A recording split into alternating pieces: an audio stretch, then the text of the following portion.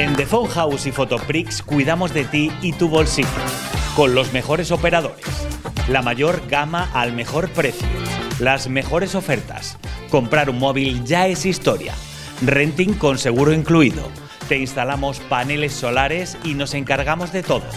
Fotolibro y revelado digital, revelado analógico y gama vídeo, regalos con foto, fotodecoración e imprenta digital, fotos de carnet al instante y pedidos en 1 hora. Ven a tu tienda de Phone House y Photoprix en Gran Vía 27 y Gran Vía 50. Bienvenidos al programa navideño de Televisión Ellín. Hoy conoceremos la reivindicación de los profesionales del SESCAM que reivindican ese reconocimiento de la carrera profesional. También visitamos ayer el Museo de Semana Santa para ver el homenaje a Antonio Manzanares Palarea, el famoso naturalista. Y por último les mostraremos el Belén de la Iglesia de la Asunción. Todo eso aquí hoy en Televisión Ellín en Es Navidad.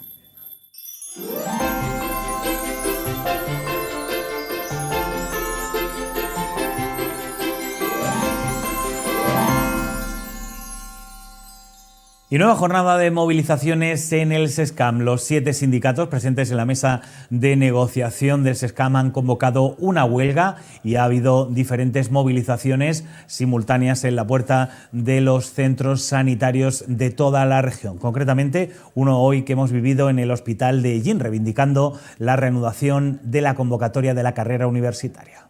Las promesas, en principio, surgieron en el programa electoral de 2015, donde venía de recuperar el gobierno que había perdido el Partido Socialista y donde prometió que se iban a recuperar absolutamente todos los derechos. Se han recuperado gran parte de ellos, paulatinamente, no al día siguiente como se prometió, pero en fin, paulatinamente se han recuperado muchos de esos derechos, pero la carrera profesional hace ya más de 10 años que se paralizó y que sigue sin ponerse en marcha. Es un agravio comparativo con el resto de comunidades que sí la tienen abierta. ¿Y negociaciones? Pues sí, hace 1 año que estamos ya negociando con ellos, pero no se llega a un acuerdo porque lo que nos proponen es inasumible. O sea, no es que no se tengan en cuenta los 10 años que se han perdido, sino que además se pretende implantar ahora un proceso que empezaría desde cero e iría paulatinamente imponiendo la carrera desde el primer grado, cuando hay gente que eso lo tiene consolidado y que tendría que aspirar al tercero, al cuarto, etcétera. En fin, nosotros pensamos que se debería de abrir la carrera para que cada uno presentase lo que hubiese generado durante estos 10 años de paréntesis. No nos parece oportuno que después de estos 10 años de paréntesis empecemos otra vez desde cero. Nos supone una pérdida económica muy importante y más ahora en las épocas que estamos viviendo, y no solamente eso, sino que gran cantidad de compañeros se nos van a otros sitios, lo cual tenemos un déficit de personal muy grande para cubrir bajas, para cubrir días que se nos deben por acúmulo de horas. Nos supone pues un deterioro muy importante a nivel de todos los servicios, porque es que, ya te digo, se está yendo a la gente a trabajar en otras comunidades porque se trae la carrera profesional. De la motivación de la formación continuada y de estar siempre a la última y al día, aparte de la remuneración económica que lleva consigo, que puede llegar en algunas categorías a cantidades verdaderamente importantes. Vamos a leer el manifiesto que se va a leer en todos los sitios, en todos los centros del SESCAM, por el tema de la huelga por la carrera profesional. Ante la falta de respuesta del SESCAM a todas las acciones que venimos realizando los trabajadores y trabajadoras de nuestra comunidad, tales como concentraciones, manifestaciones, entrega de firmas, de más de 21.000 firmas en el Palacio de Fuensalida, y todo ello para recuperar la carrera profesional para todo el personal, tanto fijo como temporal. Este es el motivo por el que nos hemos visto obligados, a los aquí presentes con representación en la mesa sectorial, a convocar una huelga parcial de 2 horas de duración en todos los centros sanitarios del SESCAM, hoy día 15 de diciembre de 2022. Hoy todos los servicios de salud del Sistema Nacional de Salud, a excepción del SESCAM en Castilla-La Mancha, tienen abiertos estos procesos de carrera profesional, lo que está suponiendo fuga de profesionales de nuestra comunidad hacia otros sistemas de salud del territorio nacional donde sí lo están reconociendo. El 26 de octubre de 2021, el SESCAM se comprometió con las organizaciones sindicales a alcanzar un acuerdo riguroso, equilibrado y viable que se pudiera materializar a principios de 2023 y que pudiera estar presentado normativamente en 2022, con el objetivo de incluir la correspondiente dotación presupuestaria para el ejercicio 2023. Tras más de un año, no ha presentado una propuesta adaptada a los compromisos alcanzados en su momento para recuperar este derecho. Pensamos que es el momento de pasar de las promesas a los hechos palpables. Seguimos recibiendo agradecimientos y reconocimientos al trabajo que día a día realizamos los profesionales de la sanidad en Castilla-La Mancha. Sin embargo, los trabajadores ya no quieren esto, quieren la apertura inmediata de la carrera profesional para todos los trabajadores del SESCAN, y así cumpliría con sus promesas electorales el presidente de la Junta, hechas al conjunto de profesionales del SESCAN, fijos y eventuales, y a los ciudadanos de Castilla-La Mancha, tanto en 2015 como en 2019.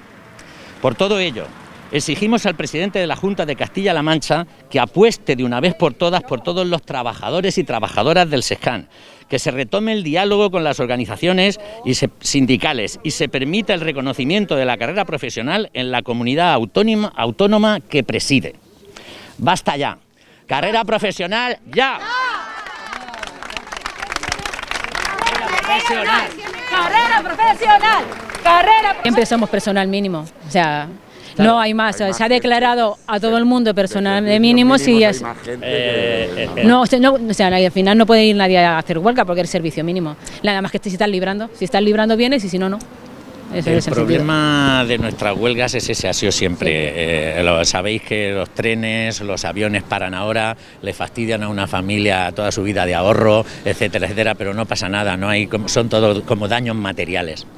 Aquí, como estamos siempre tratando con personas, pues es un poco más delicado y entonces pues no podemos dejar de atender a una señora que está dando a luz o a alguien que viene de urgencias y demás. Entonces, nuestras huelgas son siempre con responsabilidad, porque no somos sanitarios y llevamos trabajando en esto mucho tiempo, comprendemos de qué va nuestra función y desde luego que nunca vamos a pretender que el paciente pague nuestras reivindicaciones, pero sí que queremos demostrarle al presidente que estamos todos muy enfadados, todo el personal y nuestras familias, y queremos que sepa que nos está decepcionando porque nos ha hecho 2 veces ya durante 2 legislaturas la misma promesa, estamos a punto de terminar otra y sigue diciendo que sí, que se va a arreglar, que sí, que se va a arreglar, que sí, pero la realidad es que no hay nada.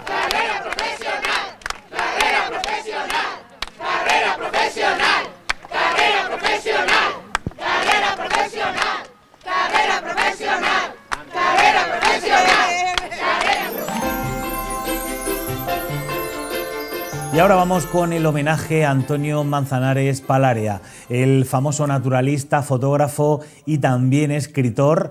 Tuvo un homenaje, un sentido homenaje que le quisieron realizar amigos y familiares en el Museo de Semana Santa, que dedicaron unas palabras a su memoria, a la memoria de este amante de la flora y la fauna. Sé que lo habéis hecho de corazón, porque todos los que estamos aquí pues éramos familiares o amigos de Antonio.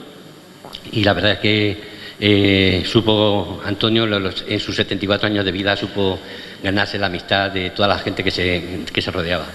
Siempre te recordaremos como el gran hijo, el buen hermano, el buen padre, el buen tío, el buen amigo, el naturalista, el etólogo, el aventurero, el botánico, el micólogo, el fotógrafo, el escritor, el buceador, el alpinista, el espeleólogo, el cetrero, el mejor compañero de viaje. Espero, Antonio, que estés volando tan alto como tus halcones. Gracias. Bueno, muchas gracias a todos por estar aquí, porque os veo a todos y es como estar en familia. Gracias por mantener vivo su recuerdo. Antonio era una persona, no sé si de nacimiento o de tanto estar en contacto con la naturaleza, era un animal más, en todos los sentidos. Comía cuando tenía hambre, bebía cuando tenía sed, dormía cuando tenía sueño, lo otro cuando le dejaban. Pero en definitiva era así, y así se comportó en todo. Es decir, yo lo he visto defenderse contra la patología que tenía, la enfermedad que tenía, como un animal más. Es decir, No, racionalmente él no la asumía si era buena o mala, tenía que estar ahí y ahí estaba. De hecho, no tiró la toalla que otro hubiera toreado cuando vieron que no se podía trasplantar un riñón, que entró a que se lo trasplantara.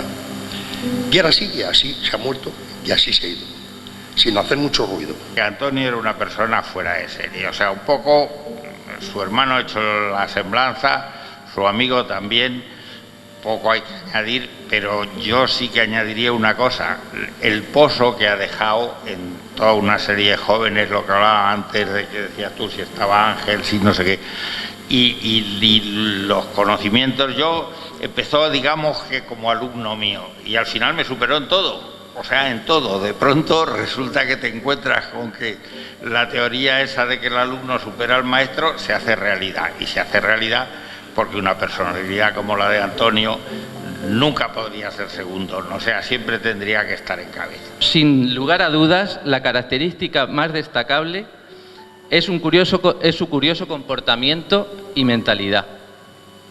Científicamente, y estudiándolo a fondo, los 3 rasgos principales de esta conducta son: primero, presencia de una gran habilidad y capacidad de acumular información, especialmente recogida en la naturaleza, con una importante destreza para posteriormente transmitirla.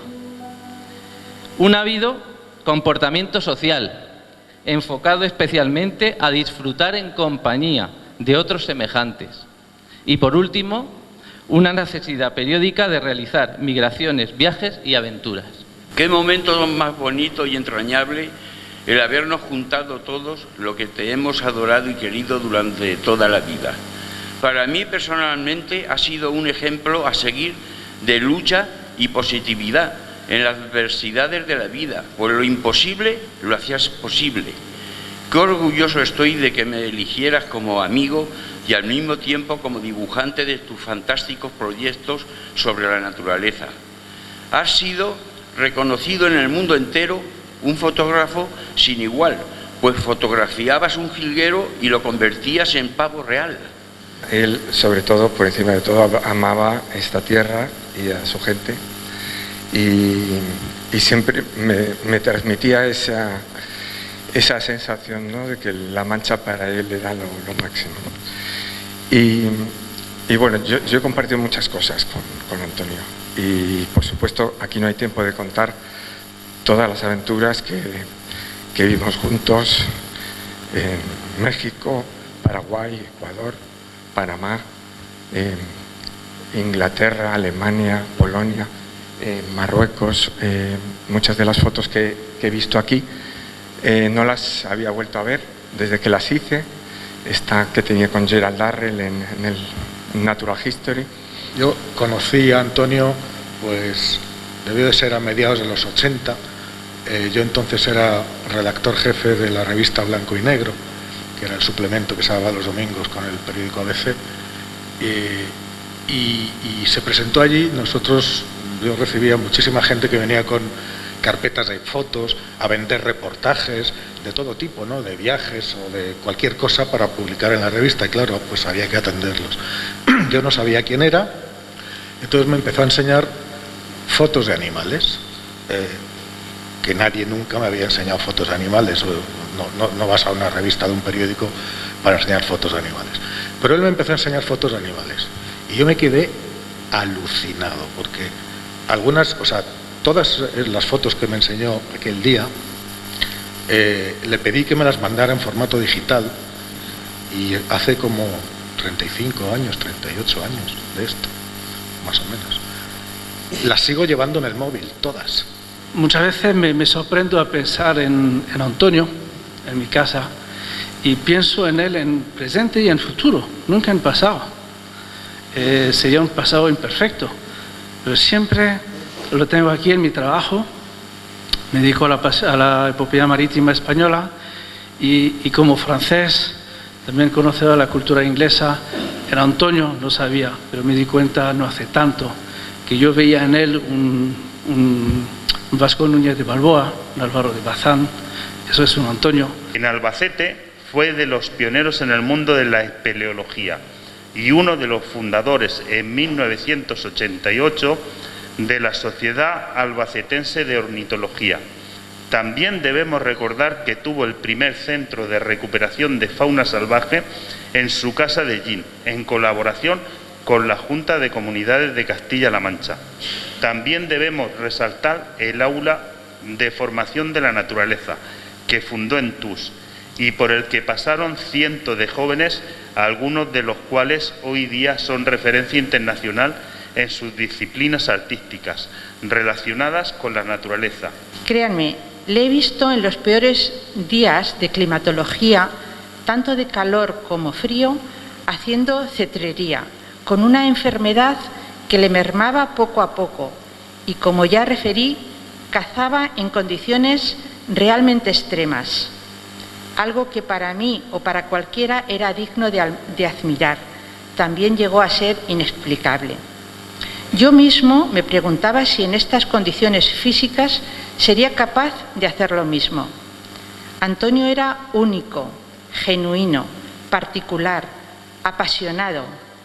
Iba siempre acompañado de su gran amigo Joaquín, que llegó a ser su bastón de caza y al cual quiero elogiar. Yo le conocí a raíz de unas dolencias que me llevaron a operarle de la vesícula y después de aquello pues vi en él pues un hombre distinto, un hombre que tenía pues unas preguntas, tenía una viveza, tenía unos intereses totalmente distintos que a lo largo de los años fueron fomentando una amistad cada vez más profunda y rebozada con admiración, porque he llegado a sentir verdaderamente admiración por todas las cosas que he ido conociendo de lo que ha sido la biografía de este hombre y cómo ha enfocado a lo largo del tiempo su dolencia, su enfermedad, el sufrimiento, la muerte y la lucha con el sistema. Muchas gracias a todos por estar aquí, porque os veo a todos y es como estar en familia. Gracias por mantener vivo su recuerdo. Y nos encontramos en la iglesia de la Asunción, donde, pues como cada año por estas fechas, el típico Belén está aquí puesto y tenemos al párroco Ricardo Magro que nos va a explicar pues un poco los pasajes y lo que se quiere representar con el Belén. Muy buenas, Ricardo, y gracias por atendernos. Hola, nada, un encanto poder mostrar el pequeño trabajo que hemos hecho y bueno, intentar que también llegue a todos los rincones. Habrá gente que no pueda pasar por la parroquia, bueno, pues al menos a través de vosotros también lo podrá ver. Pues como siempre intentamos llevárselo a sus casas, pero la gente que sí puede venir, ¿qué horario puede hacerlo para visitarlo y para disfrutarlo? Normalmente la parroquia suele estar abierta siempre una hora antes de las misas, es decir, de lunes a sábado, menos martes, de 7 a 8 está abierta. Luego la hora de la misa, que es 8, 8 y media, y después un ratito después, si hay gente, pues se queda abierto. Los domingos por la mañana, a partir de las 10 aproximadamente, también la tenemos, y después de la misa, si viene alguien, un ratico también se suele tener. Bueno, pues ese es más o menos el horario, porque hoy por hoy es difícil tener a alguien que pueda abrirlo y que pueda venir a pasar más tiempo aquí. Y Ricardo, ¿y cuál es el significado de poner un Belén en casa, vosotros en las parroquias también, ¿no? Bueno, hay muchos movimientos, ¿no? que siempre quieren hacer Belenes, hay gente que lleva trabajando toda la vida, ¿no? para tener un Belén que al final no termina nunca, pero ¿cuál es el significado? A ver, el Belén es una invención, sí, podríamos llamarlo, de San Francisco, por lo tanto es curioso que los lugares donde más cariño o más se vive la idea del Belén sea justo en los sitios donde ha habido franciscanos. Aquí en Ellín, en Tobarra, por ejemplo, que también ha habido, en Jumilla, que también. Es decir, hay ciertos lugares y poblaciones donde el Belén tiene una raigambre especial. Y Ellín, en ese sentido, pues después de haber tenido muchos años a los franciscanos aquí, lo tiene, ¿no? Francisco de Asís lo que pretendió es enseñar de manera visual qué es lo que pasaba, que era el misterio de la Navidad. Entonces él fue cuando inventó un poquito esa idea de decir, oye, pues vamos a hacer figuritas y lo vamos a colocar para que la gente lo vea. Es decir, hoy es verdad que la inmensa mayoría de nosotros pues sabemos leer y escribir, tenemos medios de comunicación que nos permiten ver películas, ver imágenes. Claro, en aquella época eso era prácticamente imposible, por lo tanto, una manera, diríamos, plástica de reproducir la Navidad era justamente esa, ¿no? Es decir, y ese es el sentido. Es igual que nuestra Semana Santa. El sentido de la Semana Santa y las procesiones, mejor dicho, Semana Santa, es sacar a la calle lo que se vivía en los templos. Bueno, pues esto es así de alguna manera igual, ¿no? Lo que se vive en esos momentos de la Navidad, pues poder hacerlo visual, plástico, para que la gente visualmente entendiera todo eso que llamamos el misterio de la Navidad, ¿no? Eso es un Belén, en último término, y es lo que de alguna manera pretende y yo creo que la inmensa mayoría de los belenes que tenemos en nuestra localidad y en otros lugares, que gracias a esa presencia de los franciscanos, pues seguimos manteniendo nosotros. Ricardo, ¿qué te parece si para conocer el Belén, los pasajes, muchos que algunos quizá lo montan también en sus casas, pero no los conocen muy bien, tú que eres un especialista nos lo vas contando a fondo y sobre todo, ¿por dónde empezamos? Bueno, vamos a empezar por conforme lo hemos colocado, es decir, a veces es complicado el poder hacerlo temporalmente y decir, bueno, pues cada uno, es decir, sí que nos gustaría, pero bueno, a veces podemos hacer lo que podemos hacer, ¿no? Entonces, si os parece, lo que vamos a hacer es, bueno, pues desde la izquierda a la derecha iremos hasta el final, que es donde tenemos el nacimiento, viendo más o menos las escenas que se han ido plasmando, que se han ido representando, ¿no? Esta primera escena que estamos viendo ahora sería prácticamente casi de las últimas, ¿no? Es la huida a Egipto. Es decir, un sentido teológico tiene la huida a Egipto. La huida a Egipto nos habla del momento en que Moisés liberó también al pueblo de Israel, que estaba preso en Egipto.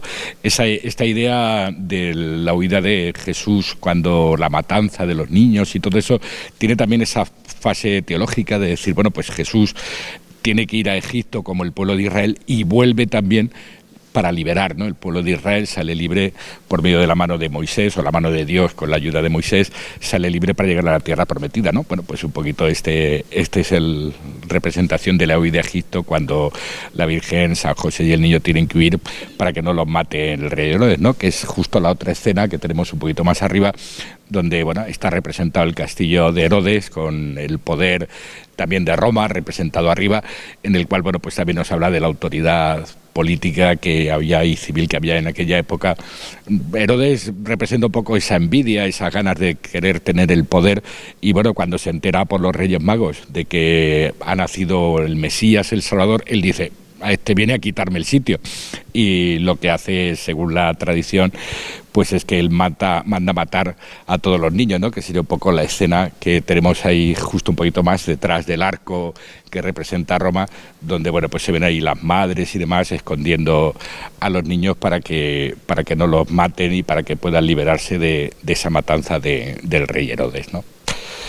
Seguimos, y mientras tanto, bueno, pues en la parte baja hemos ido poniendo distintos trabajos, distintas casas, representando un poquito cómo sería más o menos el ambiente, ¿no? Es decir, bueno, sobre todo una cosa muy característica de los belenes, que la oveja, bueno, pues dado que los pastores pues también son muy importantes, pero muy importantes, fijaros, porque también tiene ahí un sentido muy teológico. A veces ponemos los pastores como algo dulce y tal. Bueno, a ver, los pastores eran considerados malditos. ¿Por qué?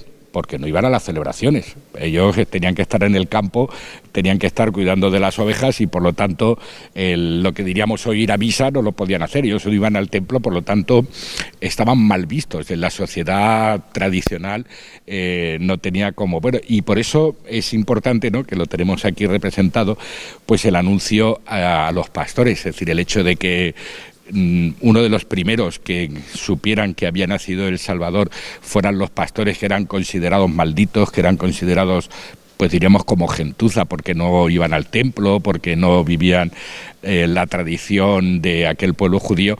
Pues realmente es una explicación teológica de decir, oye, a ver, este Dios no viene solo a la élite, no viene solo a buscar a los perfectos, no viene solo a buscar a la gente maravillosa, sino que realmente lo que va a buscar es a encontrarse con los más débiles, ¿no? Es muy bonita esa expresión de Jesús: no he venido a salvar a los que ya están salvados, ¿no? Vengo a los pecadores, vengo a los débiles, ¿no? Y un poco pues esa imagen nos lo representa, ¿no?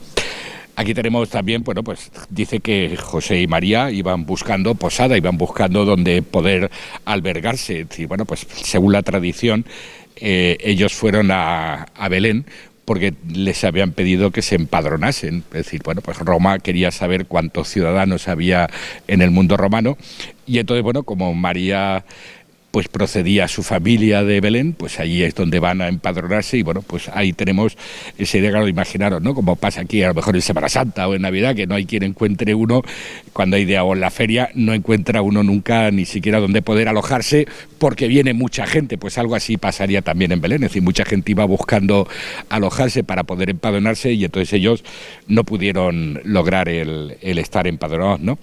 Y claro, por eso ellos tuvieron que ir al Belén, el Belén que, bueno, el nacimiento sería como una especie de cueva, nos dice la tradición, donde había una mula, un buey, que simbolizan también un poco pues el trabajo, el esfuerzo. Entonces ahí es donde ellos tuvieron que poder preparar el nacimiento del Salvador, porque no habían encontrado monumento, ¿no? Y es un poco esa idea.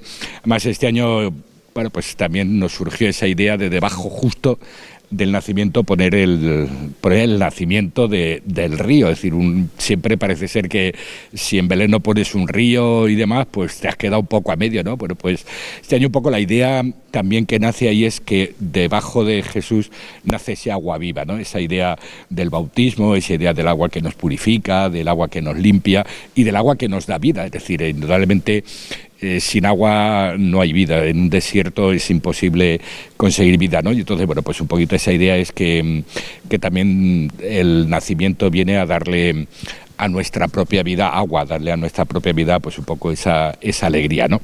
Y claro, indudablemente que este es el sitio más cercano que hemos puesto para que también lo vean los niños, pues indudablemente los magos, ¿no? Es decir, lo que más les gusta a los niños, claro. Lo que más les gusta, y por eso lo hemos puesto muy cerquita de la reja para que la gente los pueda ver, porque había alguno que me decía, pues cuando tenga que subir la cuesta, digo, si es que acercarse a Dios a veces cuesta. Entonces es un esfuerzo que hay que hacer, pero siempre tiene una parte positiva el encontrarse con él, ¿no? Y bueno, pues los magos también nos representan un poco algo importante, es decir, bueno, pues los magos no es solo esos tres que llegaron y dieron oro, incienso y mirra porque sí, ¿no? Es decir, bueno, pues es un simbolismo que nos habla el oro, que es el símbolo de los reyes. Entonces nos presentan ya los magos pues a Jesús como el rey que llama de los judíos, el rey de Dios, el rey del cielo, el rey de la sociedad, ¿no?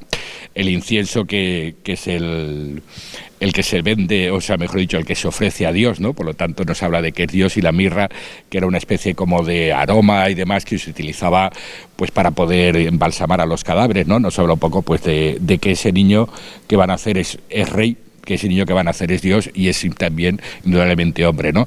Y luego pues ya la mirada al futuro, ¿no? Ahí tenemos la casa de Nazaret, donde, bueno, pues la Virgen María, imaginamos que haría sus costuras, y luego San José pues trabajando, ¿no? Y el niño ya hecho un muchachote ayudándole a su padre. Bueno, hemos intentado un poco, pues eso, todo el desarrollo, toda la vida de Jesús hacerla presente, ¿no? Belén es un misterio, es el misterio de Dios que se acerca a la humanidad, y cada uno de esos momentos y de esas situaciones nos hablan de ese Dios que se acerca a nosotros, y ese Dios que nos pide que le dejemos que Él sea como pretende la cueva esa que hemos visto del niño, que pretende hacer luz, que pretende iluminarnos, ¿no? Bueno, pues aquí está, y quien quiera venir a visitarlo, pues sobre todo yo sí que os aconsejaría que de 7 a 8, que es cuando tenemos la parroquia abierta antes de la misa, pues está abierto para que funcione y para que la gente lo vea. Oye, Ricardo, unas recomendaciones para la gente que hace un Belén, monta un Belén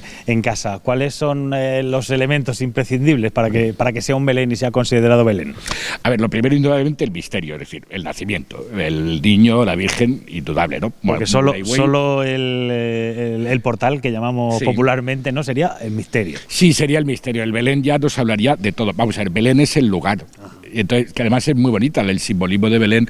La palabra Belén, sin la traducción, era tierra del pan, ¿no? Es decir, tierra del alimento. Y bueno, quizá ese nombre pretende también enseñarnos un poco lo que es Dios. Entonces, claro, para que sea Belén, tiene que aparecer un Belén, tiene que aparecer parte de lo que podría ser Luego ya cada uno se la imagina como le da la gana, y aquí nosotros lo hemos dicho, seguramente los que, si viene alguno de Belén actual, nos dice, pues esto se parece poco al Belén, a lo mejor era más desierto, era más tal, pero bueno, sí que tiene que tener al menos el misterio. Y luego después, pues indudablemente sí que por los reyes, tener la anunciación, tener otros pasajes. Es decir, Belén, como te decía al principio, San Francisco, la idea que tienes es para que visualmente uno tenga un pequeño resumen de qué es lo que pasó. Y Navidad no es solo el 24, que también, sino que también es el 24, pero también es los reyes, también es la huida de Egipto, también es la persecución de Herodes, también es la anunciación a los pastores, ¿no? Con ese sentido teológico de que a los primeros que anuncian son a los últimos, a los que nadie quería. Para que sea Belén tiene que haber más, lo otro diríamos. Yo pongo en casa porque ya les he hecho un rato a los belenistas que trabajan muchísimo y se esfuerzan muchísimo para hacerlo. Yo le he hecho una mano, ahora que no me oye casi nadie, para criticarle y decir, no, esto aquí, esto allá, mando más que trabajo, eso es verdad, ¿no? Yo en casa tengo solo el misterio, y además yo lo suelo preparar el 23 o el 24, y el niño Jesús lo dejo metido en un cajón, lo tengo metido en un mueble, y en el cajón dejo al niño, y cuando vuelvo de la misa del gallo entonces saco al niño. O sea, a veces, se lo digo porque es verdad, hay gente que llega a Navidad, ¡oh, es que estoy harto de Navidad! Si es que habéis empezado muy pronto. Entonces es verdad que a lo mejor en casa pues podemos tenerlo el Belén o el misterio, pero a lo mejor el niño, oye, si lo ponemos después de la misa del gallo, igual es un buen momento de decir, ahora es cuando ha nacido, ahora es cuando ya es Navidad, mientras tanto preparo, ¿no? Ahora claro, cuando últimamente lo hacemos tan grande, no lo puedes dejar quitado, porque si no, no llegan. Y aparte los niños cuando vienen a verlo, ¿y dónde está Jesús? Pues está aquí porque esto es una representación. Y en la costumbre católica, Navidad, ¿qué significa, ¿no? Porque al final hacemos la Navidad un poco más pagana, ¿no? Pero para vosotros, ¿qué significa? A ver, Navidad es nacimiento, literal, con lo cual, ¿qué es lo que celebramos? Pues celebramos el nacimiento de Dios. Es decir, hay una cosa muy bonita. Yo hace muchos años leí un libro muy bonito, se llamaba La Encarnación, de Leonardo Botta, es un libro muy pequeñito, y decía algo que yo repito de vez en cuando, que lo magnífico del día de Navidad no es que Dios se haga hombre, que ya es magnífico, sino que desde ese momento el hombre está más cerca de Dios. De alguna manera el hombre se diviniza, es decir, Dios coge nuestra propia naturaleza humana para engrandecerla, ¿no? Es decir, bueno, pues eso que el prólogo de Juan dice, en el principio existía la palabra y la palabra estaba en Dios y tal, pero la palabra se hizo. Puso la tienda de campaña, en concreto, dice, ¿no? Es decir, Navidad para un creyente es el recuerdo de Dios que se acerca a la humanidad para que la humanidad no esté sola, para que la humanidad esté cada día más cerca de Dios, ¿no? Que ese es el verdadero sentido, al menos el sentido que yo le doy. Es decir, para mí, cuando yo oigo gente que me dice es que Navidad es triste porque no están mis seres queridos, digo, pero es que gracias a que hay Navidad, tus seres queridos siguen estando, están en Dios. Yo perdí a mis padres, perdí un hermano, y la Navidad a mí me hace recordarlos, pero recordarlo con esperanza. Es verdad que nosotros teníamos en casa y lo seguimos manteniendo la costumbre de juntarnos a cenar el día de Navidad. Ahora ya no, porque yo trabajo y por lo tanto es un poco más complicado, pero voy el día 25 voy a comer con mis hermanos y demás. Y bueno, pues sí que un poco te acuerdas de ellos, pero yo, gracias a la Navidad, me acuerdo con esperanza, no me acuerdo con tristeza, ¿no? Cuando hay gente que me dice que es muy triste porque no están, digo, entonces no celebras Navidad. No has entendido el sentido de la Navidad, porque la Navidad no es solo gambas y fiesta y regalos, que como yo suelo decir, que también, que de vez en cuando hacer fiesta es bueno, yo creo que además Dios no se cabrea porque hagamos fiesta y demás, ¿no? Siempre y cuando también tengamos presente que Él ha venido a darle un sentido nuevo a la humanidad. Es decir, Navidad significa que Dios se ha acercado a nosotros para que nosotros estemos más cerca y para que nosotros podamos creer que esta vida y esa historia no se agota en lo que vemos, sino que hay mucho más y que después de esta vida tendremos mucho más. ¿Cómo y de qué manera? Eso ya no me lo preguntes, que no me he muerto, no he resucitado y por lo tanto no lo sé. Ricardo, un deseo para la gente que nos esté viendo. Pues un deseo, que sean felices. Yo de verdad que sí, que esa idea de que Navidad es felicidad, es alegría, yo creo que es lo más importante, ¿no? Entonces desde aquí yo también quiero felicitar a todos los de Gini y los que nos vean a través de vuestra televisión, para que de verdad sus sueños y esos sueños positivos, buenos y demás se hagan realidad. Yo creo que es lo mejor. Navidad puede ser sentir que Dios está cerca de nosotros y por lo tanto nos tiene que llenar de alegría, aunque a veces pues uno vea las cosas negras. La última palabra no la tiene, la última palabra la tiene el niño, y ese niño que trae esperanza, que trae ese agua viva y que trae ilusión al mundo entero.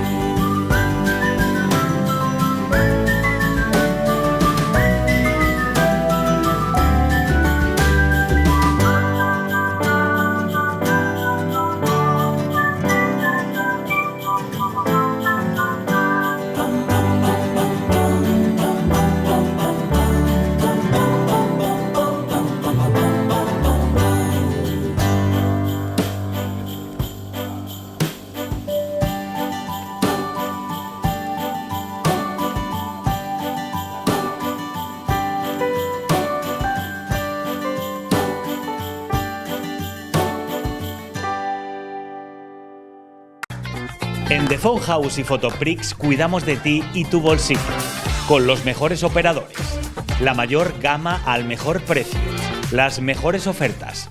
Comprar un móvil ya es historia. Renting con seguro incluido. Te instalamos paneles solares y nos encargamos de todo. Fotolibro y revelado digital, revelado analógico y gama vídeo, regalos con foto, fotodecoración e imprenta digital, fotos de carnet al instante y pedidos en 1 hora. Ven a tu tienda de Phone House y Photoprix en Gran Vía 27 y Gran Vía 50.